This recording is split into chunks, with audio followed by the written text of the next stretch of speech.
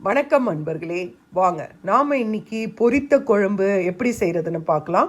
பொரித்த குழம்பு செய்கிறதுக்கு நான் ஒரு கத்திரிக்காய் எடுத்திருக்கேன், ஒரு முருங்கைக்காய் எடுத்திருக்கேன், ஒரு பெரிய வெங்காயம் எடுத்திருக்கேன், 2 தக்காளி எடுத்திருக்கேன். நீங்கள் சின்ன வெங்காயமாக இருந்தால் ஒரு 3 சின்ன வெங்காயமாக இருந்தால் 3 எடுத்துக்கோங்க, மீடியம் சைஸு 2 எடுத்துக்கோங்க. நான் பெருசு 1 எடுத்திருக்கேன். தக்காளி நான் பெரிய தக்காளி 2 எடுத்திருக்கேன், நீங்கள் மீடியம் தக்காளி 3 எடுத்துக்கோங்க. ஒரு பச்சை மிளகாய் எடுத்திருக்கேன், ஒரு முருங்கைக்காய் எடுத்திருக்கேன். இதெல்லாம் நறுக்கிக்கோங்க. கத்திரிக்காயை நீல வாக்கில் நறுக்கிக்கோங்க. உங்களுக்கு என்ன ஷேப் பிடிக்குதோ நறுக்கிக்கோங்க. இதில் முருங்காய் இருக்குது, அவரைக்காய் இருந்தால் அவரைக்காயும் இதில் பொடியாக நறுக்கி போடலாம், உருளைக்கிழங்கையும் பொடியாக நறுக்கி போடலாம். இது ரொம்ப நல்லா இருக்கும். வாங்க பார்க்கலாம். இதை இந்த மாதிரி எல்லாம் பொடியாக நறுக்கி வச்சுக்கோங்க. ஒரு பச்சை மிளகாய் சேர்த்துருக்கேன். பாருங்க, நான் இந்த சைஸில் ஒரு வெங்காயம் எடுத்திருக்கேன், ஒரு கத்திரிக்காய் எடுத்திருக்கேன். இந்த சைஸ் தக்காளி தான் எடுத்திருக்கேன். இந்த மாதிரி சைஸ் தக்காளி எடுத்துக்கோங்க.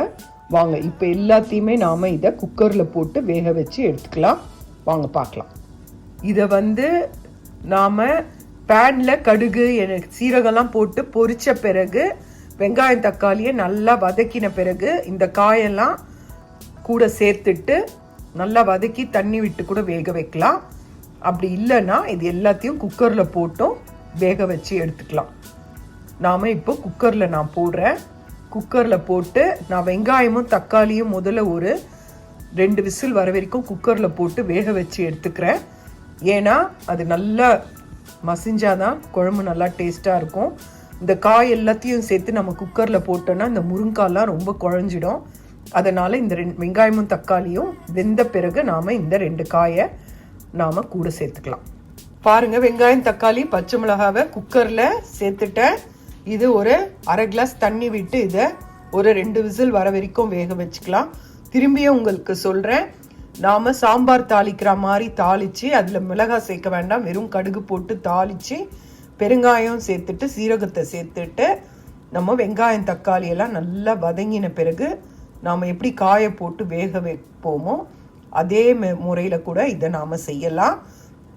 உங்களுக்கு குக்கரில் போட்டால் இந்த வெங்காயம் தக்காளி நல்லா கூழாயிடும், அப்போ அந்த குழம்பு டேஸ்ட்டாக இருக்கும். அதனால தான் நான் குக்கரில் போடுறேன். நீங்கள் அந்த முறையிலையும் செய்யலாம்.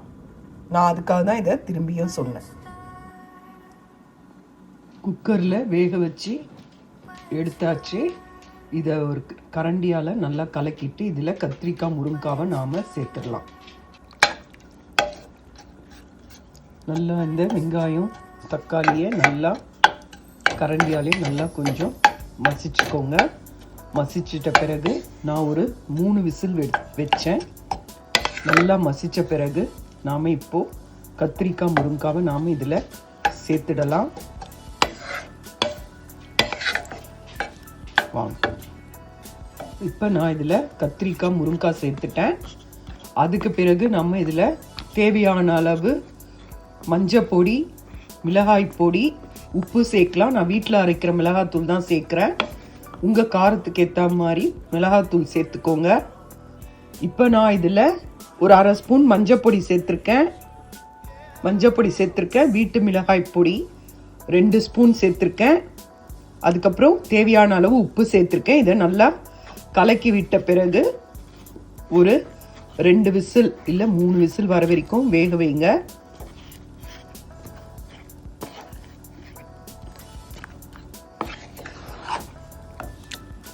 தண்ணி நல்லாவே விடலாம். நான் குக்கரில் இருக்கிறனால நான் கொஞ்சம் திட்டமாக விடுறேன். இது தண்ணியாக தான் இருக்கும் குழம்பு, பொரித்த குழம்பு. அதனால் இப்போ இதை 2 விசில்லேருந்து 3 விசில் வரைக்கும் நான் வேக வச்சு எடுத்துக்கிறேன்.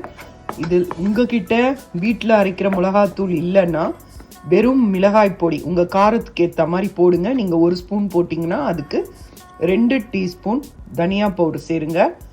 அவ்வளோதான். எத்தனை ஸ்பூன் சேர்க்குறீங்களோ அதுக்கு டபுளாக தனியா தூளை சேருங்க. இப்போ இதை நாம் ஒரு 2 விசில் வர வரைக்கும் வேக வச்சு எடுத்துக்கலாம்.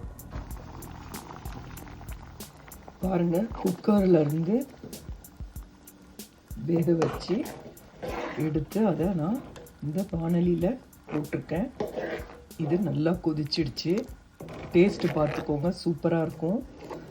உங்களுக்கு கொஞ்சம் திக்னஸ் வேணும்னா தண்ணியாக தான் சாப்பிட்ணும், அதுதான் நல்லாயிருக்கும். உங்களுக்கு திக்காக வேணும்னா 1 ஸ்பூன் அரிசி மாவை தண்ணியில் கரைச்சி இதில் விட்டிங்கன்னா திக்காக ஆகிடும். அதுக்கு பிறகு பார்த்திங்கன்னா அவரைக்காலாம் போட்டிங்கன்னா இன்னும் சூப்பராக இருக்கும் இந்த குழம்பு, பொரிச்ச குழம்பு. இப்போ நாம் இதில் தாளித்து கொட்டிடலாம் வாங்க. இப்போ பாருங்கள், ஒரு பேனில் ஒரு 2 டீஸ்பூன் எண்ணெய் விட்டுக்கோங்க. எண்ணெய் காஞ்சதும் கடுகு, ஜீரகம், கறிவேப்பிலையை போட்டு பொரிஞ்சதும் நாம் வச்சுருக்க வேக வச்சு எடுத்த குழம்புல இதை விட்டுடலாம். இப்போ இதை தாளிச்சாச்சு. இதை நாம் தாளிச்சிட்டோம். இதை நாம் இது எடுத்து வச்சுருக்க குழம்புல விட்டுடலாம்.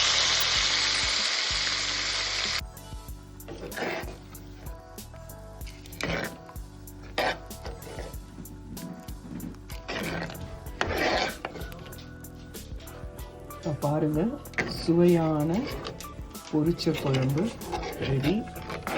இந்த சாதத்தில் போட்டு 1 ஸ்பூன் நெய் விட்டு சாப்பிட்டீங்கன்னா ரொம்ப அருமையாக இருக்கும்.